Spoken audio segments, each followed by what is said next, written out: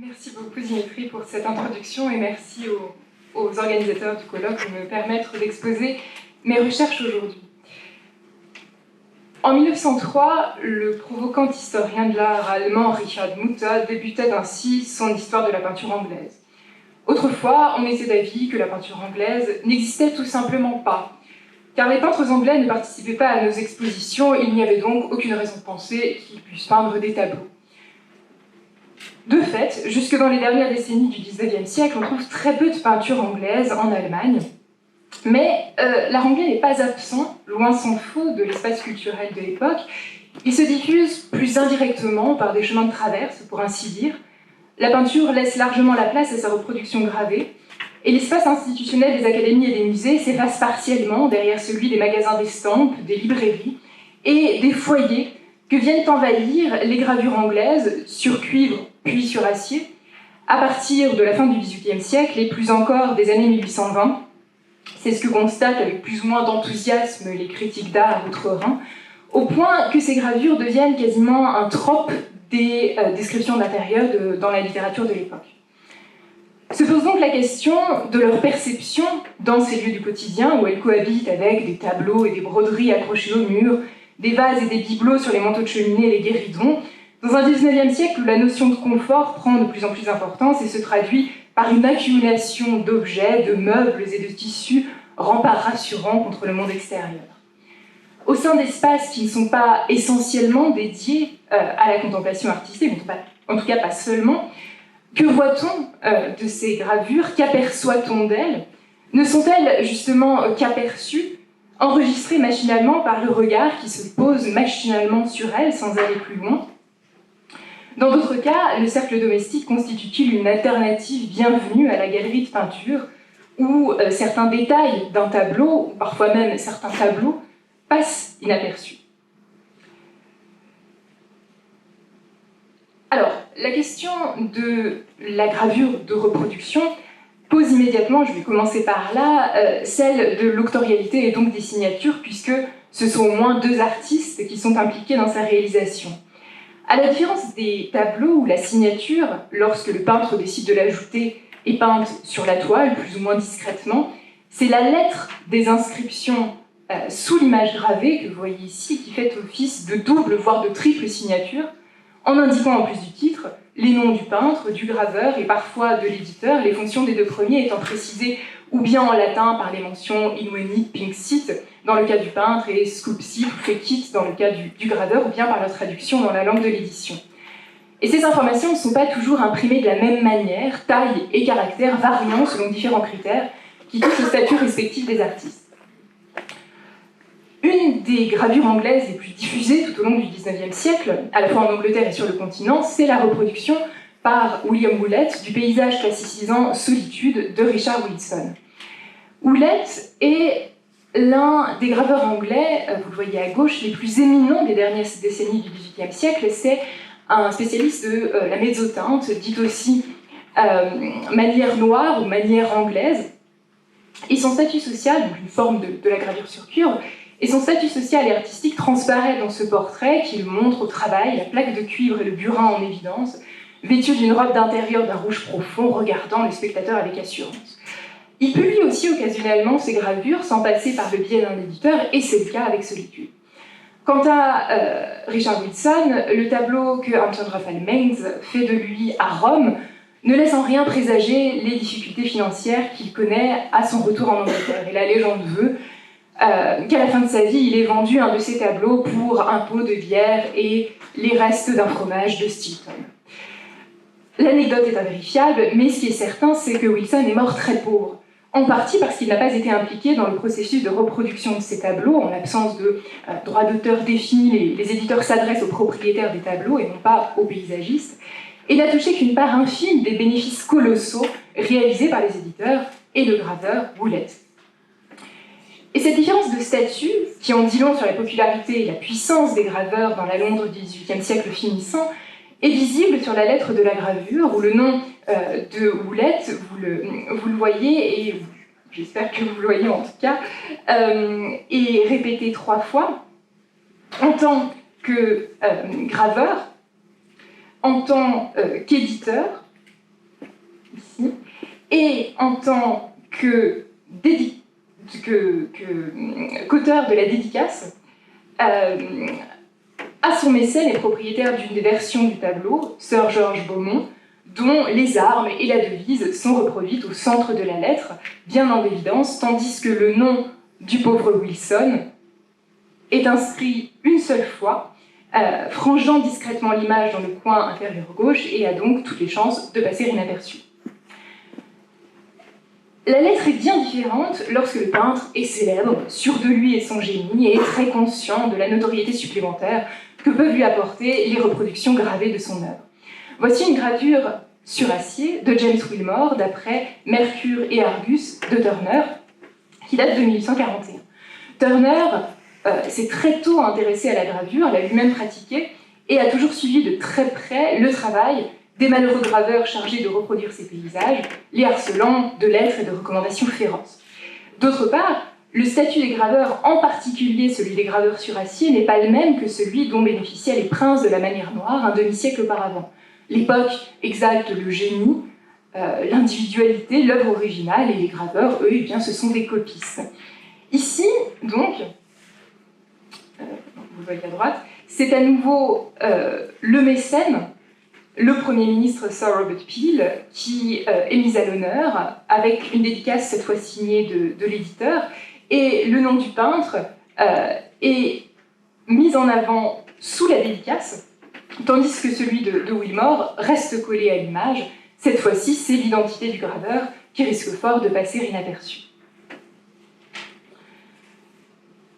Mais sur nombre d'épreuves, de toute manière, la lettre est beaucoup plus réduite et comprend seulement le titre et, en caractère extrêmement discret, le nom des artistes, autographes et allographes. Et devant ces caractères minuscules, on peut se demander dans quelle mesure ils attirent l'attention du public, a fortiori en Allemagne, où ces noms sont assez largement inconnus. La question se pose en tout cas pour les gravures d'encadrement que l'on choisit pour le motif et que l'on retrouve, parfois mises sous verre, accrochées au mur d'un couloir chichement éclairé ou au-dessus d'une cheminée encombrée de bibelots. Et les textes, fictionnels ou non, qui décrivent ces gravures, en disant sur la manière dont elles sont perçues, ou plutôt dont leurs auteurs sont ignorés. Il est en effet extrêmement rare que les noms des peintres ou des graveurs de ces images dans les intérieurs soient cités. Si des noms apparaissent, ce sont, à deux exceptions près, ceux des artistes français ou italiens, des maîtres anciens, dont les reproductions voisinent avec les gravures anglaises. Par exemple, les souvenirs que la salonnière berlinoise Fanny Lewald a de la maison où elle a grandi constituent un bon exemple de ce regard à demi ignorant. Je la cite: « Il y avait là des gravures anglaises modernes qui n'avaient pas de valeur particulière et des épreuves de qualité d'après des maîtres anciens, dont j'ai vu plus tard, avec une grande émotion, les originaux dans les musées français et italiens. Ma préférence allait à une gravure anglaise représentant une mère égarée en pleine montagne, priant dans la neige à côté de sa petite fille gelée, et à la Madone d'Annibal Carrache tenant l'enfant Jésus endormi dans ses bras. Il sera ensuite question de gravure d'après Titien. On remarque ici que la reconnaissance de la signature ne se fait visiblement pas dans l'espace du foyer, face à la gravure, mais plus tard dans le musée, espace où l'autorialité artistique est glorifiée et où l'autrice a pu identifier bien plus tard les œuvres qui l'avaient marquée pendant son enfance. Peut-être les épreuves de ces gravures anglaises n'indiquaient-elles pas le nom du graveur ou du peintre, sans doute un petit maître, mais on peut aussi supposer que la petite fille n'a pas prêté attention aux trop discrètes inscriptions sous l'image, fascinée par la scène dramatique qu'elle représentait. Mais il semble que l'image elle-même soit parfois menacée d'effacement, car les textes qui décrivent les gravures dans l'environnement familier du foyer, s'ils les identifient très rarement, pour ne pas dire jamais, ne les décrivent pas beaucoup plus souvent. Certes, des scènes, souvent dramatiques, où des noms de personnages tirés de la littérature anglaise émergent de temps à autre, mais la plupart du temps, les précisions concernent les motifs les plus répandus, comme les spot prints, les figures féminines, les paysages, et bien souvent, le narrateur se contente de qualifier les gravures anglaises, qui sont ainsi ravissantes, anciennes ou modernes, de bon goût ou de mauvaise qualité, rien de plus, et parfois, ils disent simplement que ces gravures sont anglaises. Point. En fait, dans l'économie narrative des récits, les descriptions d'intérieur où sont mentionnées les gravures anglaises ont surtout une fonction d'intermède, meublant les pauses narratives entre deux dialogues ou avant qu'un personnage en rencontre un autre. Quant aux gravures, elles permettent d'occuper un instant le personnage laissé seul dans la pièce, soit qu'il parcourt l'ameublement du regard, soit qu'il ouvre un petit livre illustré de gravures et placé sur la table du salon. En effet, la gravure sur acier anglaise, qui se développe surtout à partir des années 1820, se diffuse massivement par le biais des albums topographiques ou des albums dédiés aux dames, de petits livres richement reliés qui proposent un choix de gravures accompagné de textes, commentaires artistiques, descriptions géographiques, choix de poèmes ou de nouvelles. Ces albums sont absolument omniprésents dans la presse de l'époque et dans la littérature, en particulier dans la littérature de feuilleton, mais ils n'ont bien souvent pas d'intérêt en eux-mêmes et le narrateur s'attarde parfois sur le visage du spectateur sans révéler à son lecteur ce que représente la gravure qu'il est en train de regarder. Souvent aussi, les personnages sont parfaitement inattentifs et ne feuillettent les albums que pour se donner une contenance, éviter un autre personnage ou se laisser râler à de tristes rêveries. Ici, deux citations tirées de romans feuilletons, le verbe feuilleter, accolé à différents adverbes, témoignent de l'inattention des personnages, tout comme le fait cette définition assez acerbe de l'album, tiré cette fois de la presse spécialisée française de la fin du XIXe siècle. La fonction narrative des gravures anglaises dans la littérature de l'époque ne préjuge en rien de leur visibilité réelle dans les intérieurs, mais elle témoigne néanmoins d'un regard par moments un peu flou, sinon indifférent. Et je parlais d'ameublement tout à l'heure, le terme n'est pas anodin, parce que les gravures remplissent les espaces laissés vides sur le papier peint, comme les blancs dans le récit. Et les reproductions à bon marché, qui se multiplient dans la deuxième partie du XIXe siècle, sont de plus en plus souvent assimilées au mobilier avec lequel elles voisinent, comme le montre l'évolution à la fois du lexique, on parle de Möbelbilder, c'est-à-dire littéralement des images meubles, et des espaces d'exposition et de vente. On trouve des gravures dans les magasins d'ameublement et de décoration. La valeur accordée aux gravures d'encadrement dépend aussi de leur capacité à s'intégrer dans un espace dont elles constituent une petite partie, à contribuer à l'harmonie de l'ensemble, à ne pas trancher sur le reste, tout comme leur mention dans les descriptions d'intérieur passe parfois, presque inaperçue, au sein d'une longue énumération d'objets et de bibelots divers. Cette réduction des gravures anglaises à une pure fonction décorative, à des objets qui servent d'arrière-plan, qui font littéralement tapisserie, apparaît très nettement dans des textes du dernier tiers du XIXe siècle, où elles deviennent un lieu commun de la décoration intérieure, soit que les décorateurs les recommandent pour meubler une entrée ou un corridor, c'est-à-dire un lieu impersonnel, soit qu'elles constituent la seule décoration d'un buffet de gare désert et déprimant, ou d'une maison bourgeoise très austère dont les habitants ne font aucune concession à la frivolité,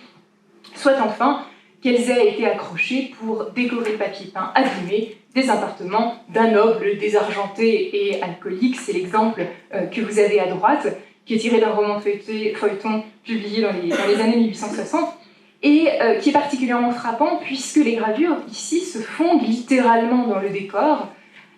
ayant fini, le maître de maison n'étant pas une fée du logis, par noircir et s'abîmer au point de ne plus pouvoir être distinguées du papier peint sur lequel elles sont accrochées, tout, mur et images, semblaient recouverts de la même couche poussiéreuse.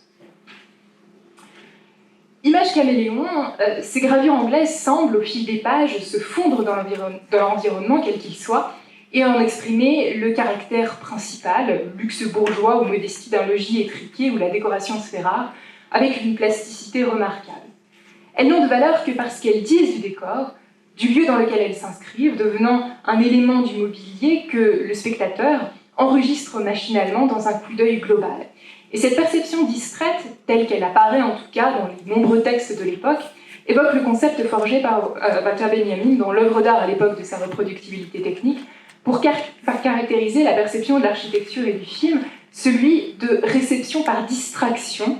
qui, je cite Benjamin, par nature, se réalise bien moins dans une attention tendue que dans une observation faite en passant.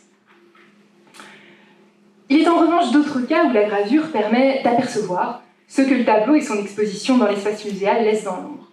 Ce processus de révélation suppose un rapport à la gravure bien différent de celui que je viens d'évoquer, un regard éclairé et appréciatif, celui de l'amateur, qui fréquente les magasins d'estampes et ouvre son portefeuille pour étudier ses gravures, dans le confort de son salon ou de sa bibliothèque, loin du bruit et de la cohue. Les historiens de l'art allemand, dans les ouvrages ou les articles qu'ils consacrent au cours du XIXe siècle aux expositions ou aux collections de peinture anglaise qu'ils ont pu visiter à l'occasion de voyages en Grande-Bretagne, avouent régulièrement ne pas avoir vu tel ou tel tableau, soit parce qu'il était accroché trop haut pour qu'on puisse le regarder sans se tordre la nuque, soit parce que l'éclairage était mauvais, soit parce que l'auteur, ayant pu pénétrer dans la demeure campagnarde d'un lord, s'était vu imposer une visite accélérée par une gouvernante peu accommodante. On peut ajouter à toutes ces raisons, celles que vous connaissez, la foule, qui se masse déjà au XIXe siècle à la porte des grandes expositions annuelles et des expositions universelles. Vous pouvez voir ici une gravure représentant l'exposition de la Royal Academy, où il y a presse, visiblement. L'espace domestique apparaît alors comme le refuge de l'amateur et la gravure, un moyen de regarder longuement, avec attention, la reproduction d'un original seulement entreaperçu ou observé sans qu'on puisse apercevoir tous les détails. La peinture anglaise de la fin du XVIIIe et du premier XIXe siècle se caractérise par une utilisation généreuse de la couleur en termes de quantité de pigments et d'intensité chromatique, ce qui provoque régulièrement la surprise et l'incompréhension des critiques allemands. Et les gravures, qui renoncent le plus souvent à la couleur et sont fondées sur la ligne, leur paraissent beaucoup plus réussies, proposant une vision plus claire, plus pure de l'œuvre, débarrassée des scories très matérielles de la couleur, l'original est détrôné par sa copie. Le cas des peintures de John Martin, avec lesquelles je terminerai cette communication, est particulièrement intéressant. Ce sont pour la plupart des scènes de catastrophes, bibliques ou historiques, qui ont la particularité de représenter une multitude de détails sur de très grands formats, ce qui est assez rare en Angleterre. Or, comme un critique allemand qui s'appelle Johann Valentin Adrian s'en plaint amèrement en 1823, on ne peut pas apercevoir tous les détails tant les tableaux sont gigantesques. D'autre part, en bon anglais, John Martin recouvre ses toiles de larges traits rouges, roses, orangés, qui contribuent aussi à ce que les détails de l'arrière-plan passent inaperçus alors même que le peintre a mené des recherches minutieuses pour représenter avec vraisemblance les détails architecturaux de Pompéi, par exemple. John Martin, lui-même graveur, est sans doute conscient des difficultés que rencontrent les spectateurs, édite à partir de 1819 des brochures explicatives pour guider le spectateur dans les myriades de détails, avec la plupart du temps une gravure reproduisant le tableau, où sont indiqués des numéros qui renvoient à des légendes très précises. Le spectateur peut alors affronter la toile, puis une fois rentré dans un lieu plus propice au déchiffrement des détails, se pencher à nouveau sur la reproduction, au sens propre, dans un mouvement physique inverse de celui qu'il était forcé de faire devant la peinture. Quelques années plus tard, sur la gravure représentant la Royal Academy, on voyait un monsieur armé de deux jumelles. Le paysagiste américain Frederick Church, qui accumule de la même manière les détails sur de grands formats, proposera aux spectateurs des jumelles d'opéra. Alors, ces notices, ces brochures explicatives sont surtout utiles pour les spectateurs sur le sol anglais, mais les recueils de gravures auxquels John Martin contribue, qui illustrent des passages de la Bible et qui sont commercialisés sur le continent et en Allemagne, offrent un avantage similaire en proposant un commentaire de chaque planche. Et même sans texte, cependant, les commentateurs continentaux s'accordent à préférer les gravures aux originaux, les détails, libérés de leur gangue de couleurs et du format écrasant du tableau, refont surface. Comme le dit un critique en 1835 à propos d'une autre de ses toiles, Le Déluge, laissez venir le graveur et vous verrez le tableau s'éclaircir et vous découvrirez facilement 1001 épisodes de cette funèbre catastrophe. Alors seulement ce tableau, qui est une grande chose, vous apparaîtra dans tout son jour. Je terminerai sur cette citation qui souligne la relation complexe, ambivalente que la gravure anglaise entretient avec son original et sur mon anglomanie n'a pas pu résister, ce dialogue de Downton Abbey qui tendrait à montrer que ce ne sont pas seulement les modestes gravures qui se fondent dans le décor, même les tableaux de maître, à la longue, passent parfois inaperçus aux yeux de leurs propriétaires. Je vous remercie de votre attention.